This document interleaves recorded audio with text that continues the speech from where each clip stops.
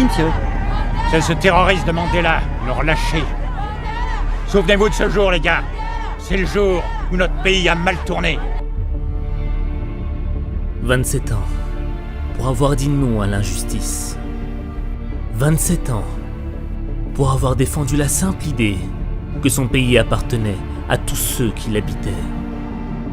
27 ans pour avoir résisté à la soumission.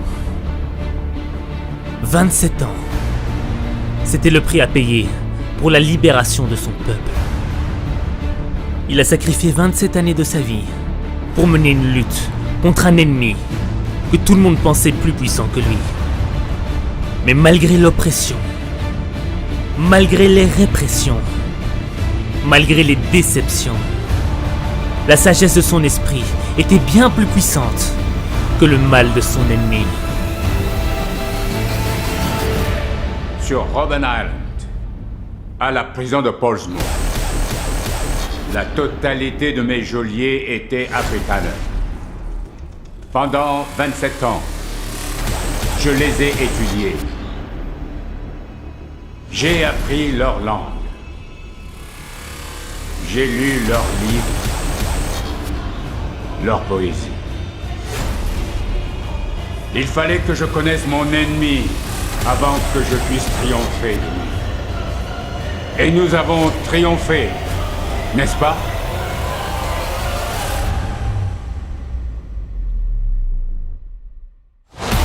Lorsque ses ennemis l'ont mis en prison, il n'était pas enfermé. Il était libre, libre dans son esprit. La première libération est celle de soi-même. On se libère en éduquant son esprit. Deviens maître de ton esprit et tu seras maître de ton destin. Mais lorsque tu as été victime de l'injustice, comment ne pas te venger de celui qui t'a opprimé? Comment ne pas lui faire payer ses moqueries? Comment pardonner à son ennemi? Si dur que cela puisse être, la question n'est pas comment, la question est pourquoi pardonner à son ennemi. La nation arc-en-ciel commence là. La réconciliation commence là. La réconciliation.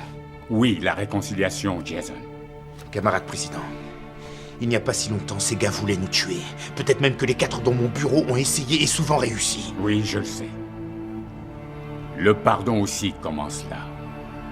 Le pardon libère l'âme. Il fait disparaître la peur. Et c'est pourquoi le pardon est une arme tellement puissante. S'il vous plaît, Jason. Essayez.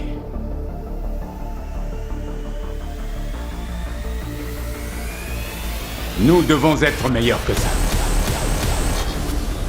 Nous devons les étonner par notre compassion, notre retenue et notre générosité. Je sais. Autant de choses qu'ils nous ont refusées.